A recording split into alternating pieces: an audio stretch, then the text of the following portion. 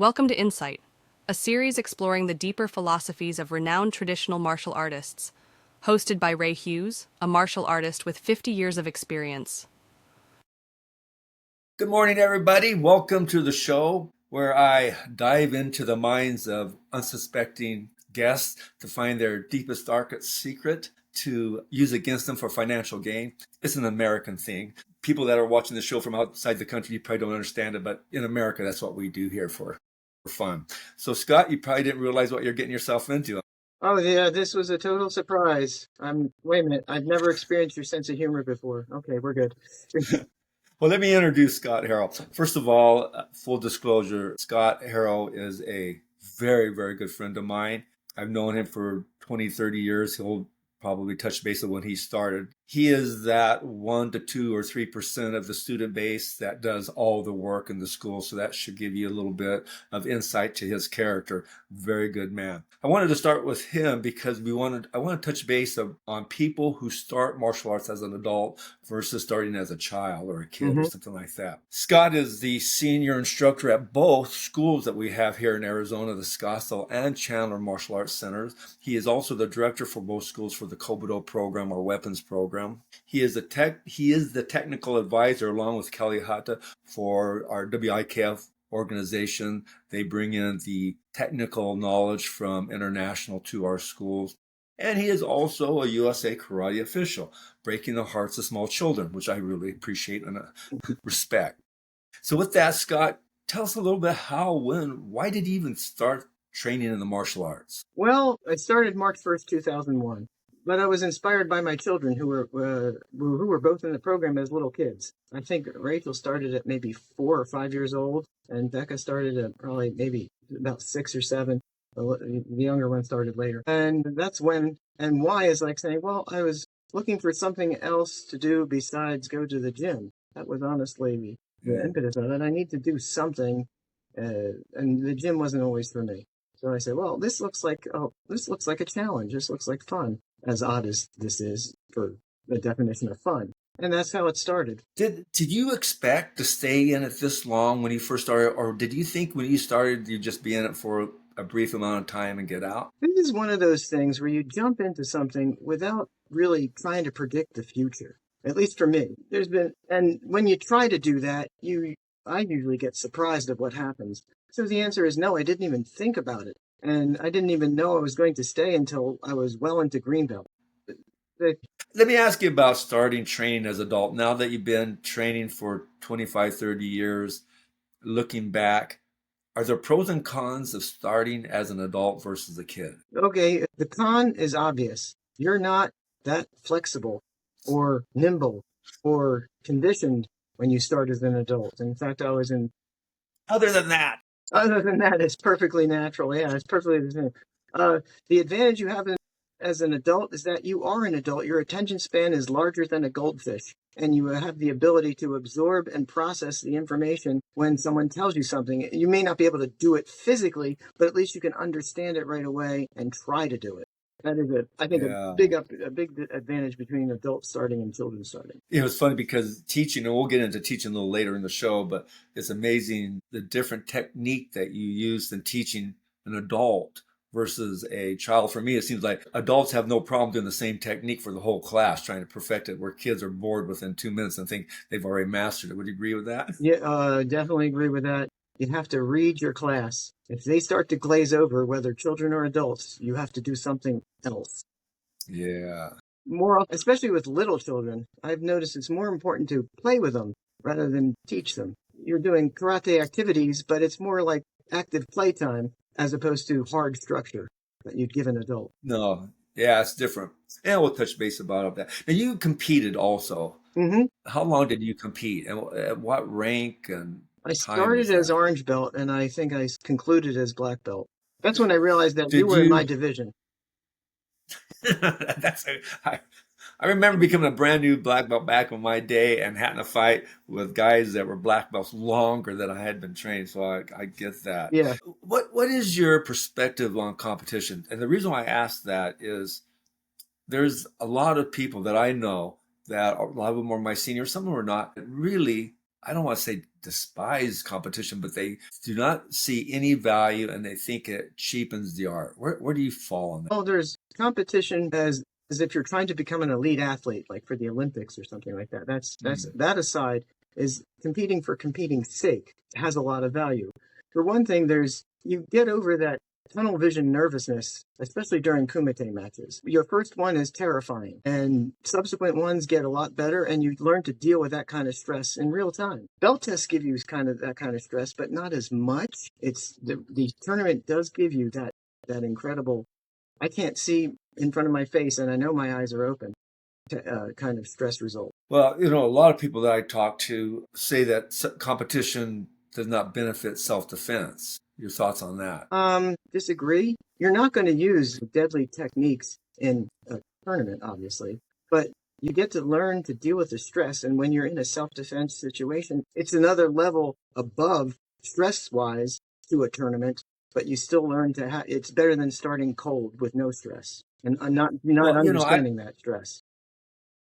I remember because I did get in a few fights back in my early days. And back in the 70s, I guess that was acceptable. I don't know. But we're in our 20s and probably even in our 30s. And I remember those self-defense situations clearly. Stress, vision drops, very, very difficult to manage. And the only thing that I see in our martial arts training that deals with that is competition. Belt promotions to a degree, but like you said, it's not as high as competition. And the longer that you train, the belt tests are not as stressful as the beginning. But competition is that way pretty much to the end. Yes, it's always like that.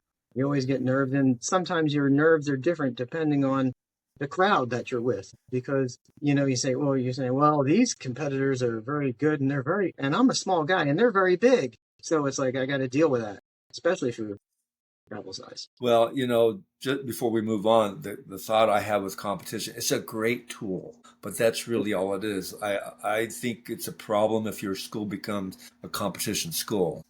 I've seen competition fever happen where that becomes the end all be all, and you forget about the martial art. You focus more on the sport than you do the martial art. Yeah, the art is important. The one thing that I've saw with competition, I know we're staying on this a little longer than I planned, but it's a good topic, is competition allows you to teach the student how to deal with injustice of life because karate terms are subjective and there's human error and there is bias, which are elements of the human condition in life. And I love being able to teach those philosophies while people are going through the competition. If not, all you'd have is a crazy person screaming that they're lost because of the referee. Well, it kind of just reflects normal life.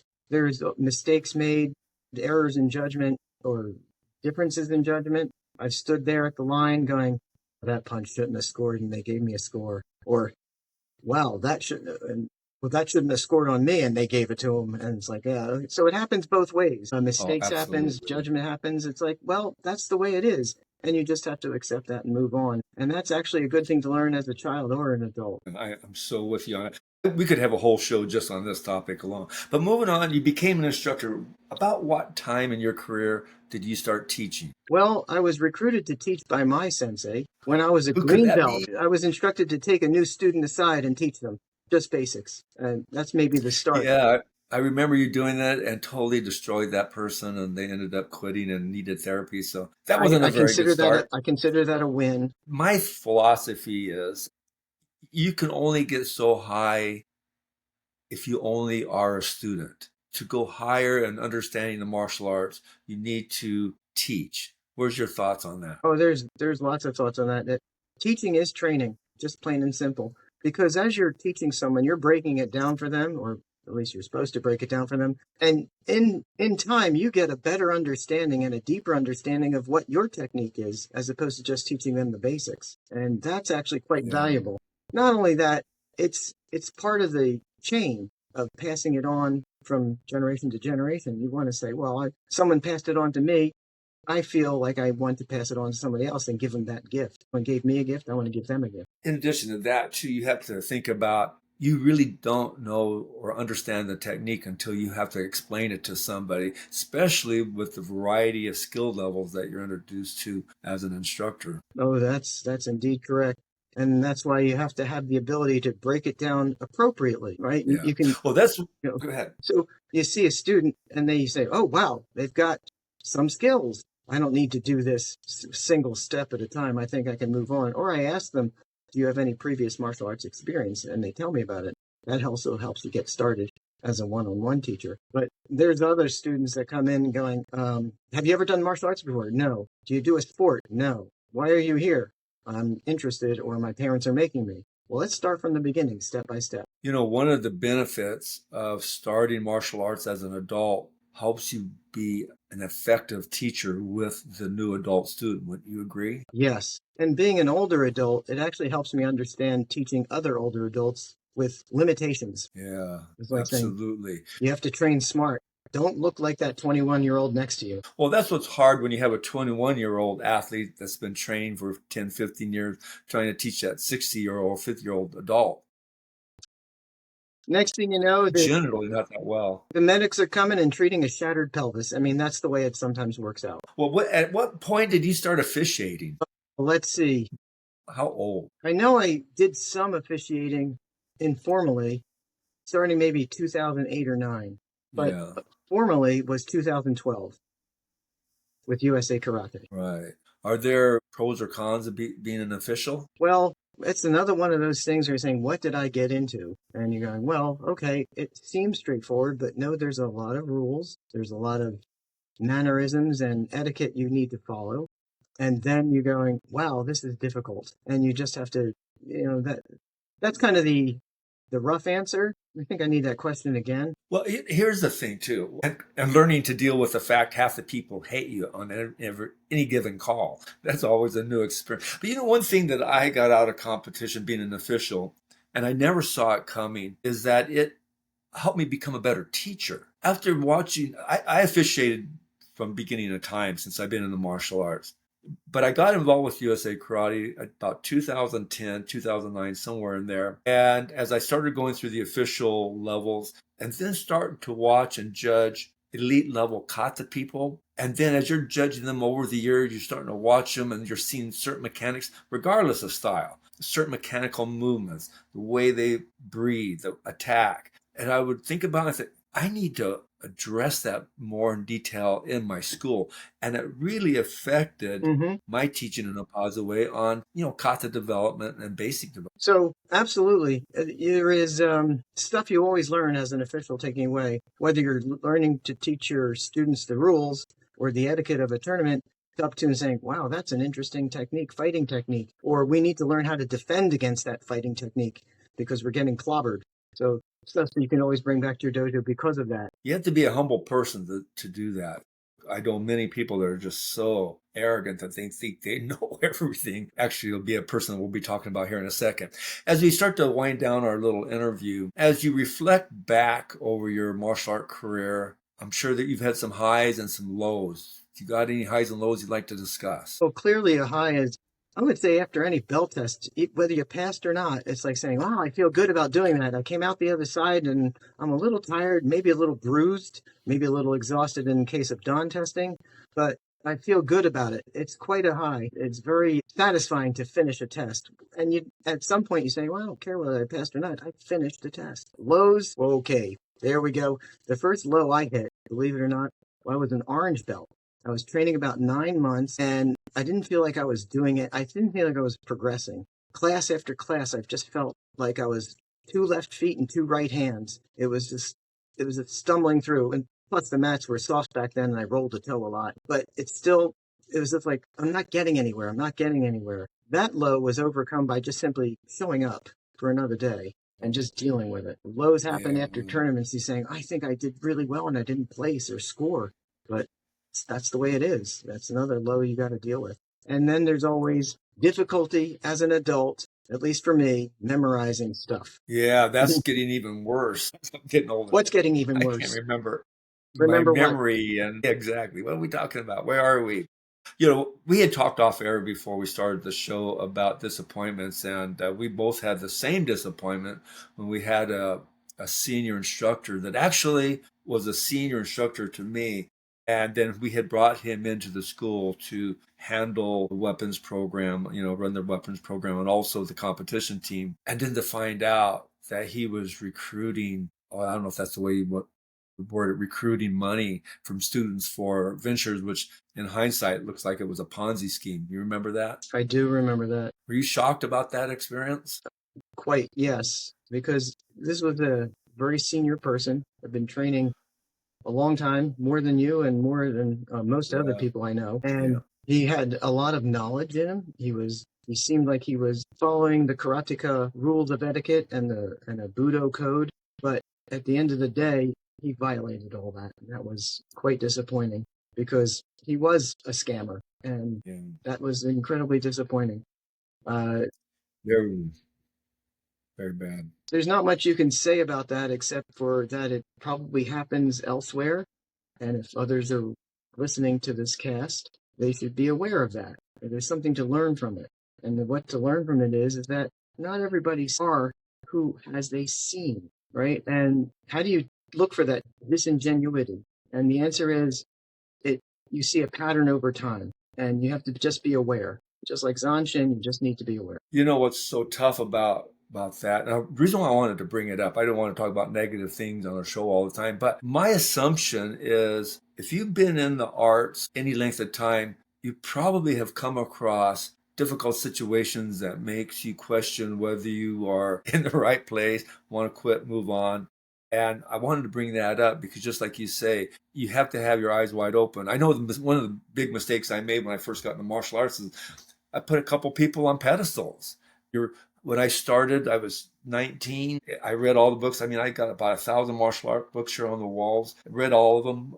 You get thinking that some of these people are idols. And then when you find out they're just human beings, it can hurt. And I remember being told, never put somebody on a pedestal, but it's hard to do when you're brand new and new at the beginning. Well, so maybe that's an advantage as starting as an adult because Yeah. you've learned not to put people on pedestals, most likely due to your experiences from your career. And Yeah. And I don't know if this is true or not, but back in the 70s when I started, I think there were more evil people at those time and, instructors and stuff from different schools. I don't know if that's not the case and everybody's still the same, but it seemed like it was bad back in those days. Well, sometimes likes attract likes. And when you have a cluster of those type of people, they tend to gather. So it statistically, it may be deceiving of how much of the population really is like that. Yeah, you are who you hang with. Funny, I learned that from my parents. I didn't believe they knew what they were You talking were right about so. something?